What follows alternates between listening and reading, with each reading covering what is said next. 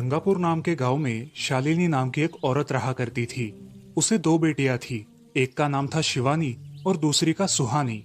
शिवानी जब छोटी थी तब उसकी माँ गुजर गई थी, जिसके कारण उसके पिता रघु ने दूसरी शादी कर ली। मगर उनका भी कुछ सालों में बीमारी की वजह से देहांत हो गया और इसी वजह से शिवानी के मन में उसकी माँ और बहन के प्रति प्रेम उत्पन्न नहीं हो पाया। शिवानी और सुहानी में हमेशा झगड़ा हुआ करता था।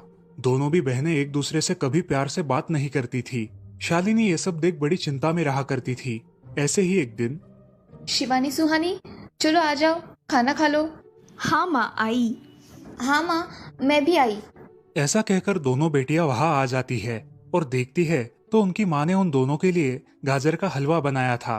वो देख सुहानी और शिवानी बहुत खुश हो जाती है। माँ, तुमने ये हलवा मेरे लिए बनाया है? मुझे बहुत पसंद है। मुझे पता है कि मेरी दोनों बेटियों को हलवा कितना पसंद है, इसीलिए तो मैंने तुम दोनों के लिए हलवा बनाया है। और मेरे लिए माँ? अरे हाँ बेटी, मैंने तुम्हारे लिए भी बनाया है। चलो अब जल्दी से खा लो, तुम दोनों को कॉलेज भी तो जाना है ना। जी माँ, मैं ये कटोरी ले लूँ? मुझे जल्दी पहुँचना है कॉलेज में। हाँ ले लो। और सुहानी, तुम ये वाली कटोरी ले लो। जी माँ। दोनों भी हलवा खाती है और एक दूसरे की ओर बहुत गुस्से से देखकर वहां से चली जाती है।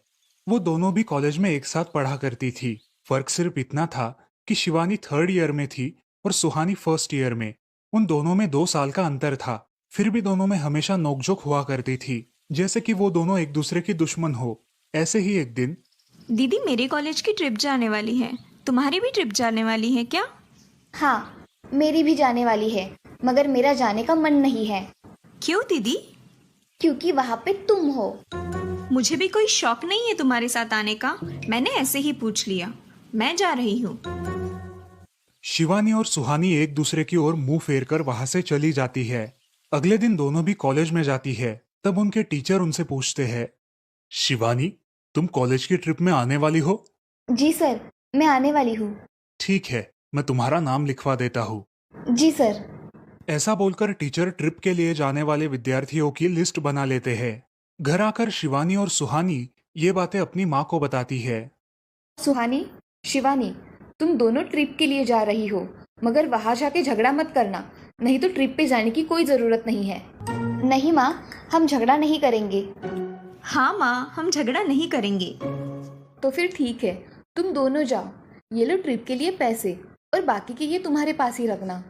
माँ, हम कल जाएंगे और 2 दिन के बाद वापस आएंगे। ठीक है, चलो अब सो जाते हैं, कल तुम दोनों को निकलना है। अब वो सब खाना खाकर सो जाती है। अगले ही दिन सुबह उठकर वो दोनों भी अपने अपने बस में बैठकर ट्रिप के लिए निकल जाती है और इधर शालिनी अपने काम में व्यस्त हो जाती है। ऐसे ही कुछ देर बाद शालिनी को शिवानी का फोन आता है। माँ, हम दोनों यहाँ ट्रिप की जगह पहुँच गए हैं। अच्छा बेटी, तुम दोनों ठीक हो ना? हाँ माँ, मैं रखती हूँ, हमें यहाँ अलग अलग स्पॉट देखने जाना है। ठीक है, और जब वक्त मिले तो फ़ोन कर देना। हाँ माँ, अपना और सुहानी का ख्याल रखना। हाँ माँ। फोन रखने के बाद शिवानी और उसके क्लास के सारे दोस्त वहाँ की एक जगह देखने जाते हैं। सुहानी भी उसके क्लास के साथ एक दूसरी जगह देखने निकल जाती है।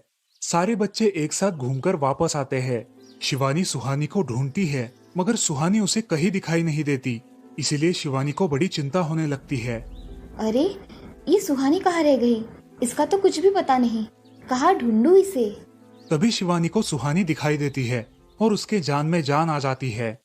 सुहानी, कहाँ गई थी तुम? मुझे कितनी चिंता लग गई थी तुम्हारी। अरे, मैं यहाँ ही थी मेरी सहेलियों के साथ, मुझे कुछ नहीं हुआ। ऐसा बोलकर सुहानी वहाँ से चली जाती है। दूसरे दिन सब लड़के लड़कियाँ जल्दी उठकर अपनी तैयारी कर लेते हैं और पहाड़ पर जाने के लिए निकलते हैं। वो सब आज थोड़ा घूमकर शाम तक निकलने वाले थे। सब विद्यार्थी एक हिल स्टेशन देखने चले जाते हैं। शाम होने तक उस पहाड़ी का मजा उठाते हैं, लेकिन सुहानी बिना किसी को बताए उस पहाड़ी के एक अनजान हिस्से में चली जाती है। वहाँ का मनमोहक दृश्य देखते देखते गलती से उसका पैर फिसल जाता है और वो वहाँ से नीचे गिर जाती है। शाम हो जाने के कारण सभी विद्यार्थी वहाँ से निकलने लगते हैं और यहाँ सुहानी एक पेड़ के सहारे उस पहाड़ी की चोटी पर लटकी रहती है। शिवानी सभी विद्यार्थियों में अपनी बहन को ढूंढती है, लेकिन वो उसे कहीं नहीं मिलती। सुहानी को ढूंढते ढूंढते शिवानी वापस उसी पहाड़ी के पास आती है और उसे आवाज लगाती है। सुहानी, सुहानी कहाँ हो तुम? दीदी मैं यहाँ हूँ, बचाओ मुझे, मैं यहाँ हूँ। सुहानी की आवाज की ओर जाते ही उसे पता चलता है कि सुहानी पहाड़ी पर लटकी है। ये सब देखकर शिवानी बहुत घबरा जाती है। शिवानी अपनी पूरी ताकत लगाकर उसे ऊपर खींच लेती है। तुम यहाँ क्यों आई थी? अगर तुम्हें कुछ हो जाता तो मैं क्या करती? माँ को क्या जवाब देती? दीदी मेरा पैर फिसल कर मैं वहाँ गिर गई। मैंने बहुत आवाज दी मगर मेरी आवाज किसी ने नहीं सुनी। तुम ढूंढती हुई आई और मुझे बचा लिया। तुम दुनिया की बेस्ट दीदी हो। हाँ सुहानी, चलो अब घर जाने के लिए देर हो जाएगी, बस निकल जाएगी। सुहानी को ऊपर खींचते वक्त शिवानी के हाथ पर बहुत सारे जख्म हो गए थे, इसीलिए सुहानी अपनी ओढ़नी फाड़कर उसके हाथ पे बांध देती है और अब वो दोनों बस के पास चले जाते हैं। क्या हुआ है शिवानी? हाथ से खून बह रहा है तुम्हारे? कुछ नहीं सर, मैं वहाँ पे गिर गई थी, अब मैं ठीक हूँ। टीचर और सारे छात्र गाड़ी में बैठकर घर जाने के लिए निकलते हैं। घर आने के बाद शिवानी सारी हकीकत अपनी माँ को बताती है और वो सब सुनकर माँ दोनों को गले लगाकर रोने लगती है।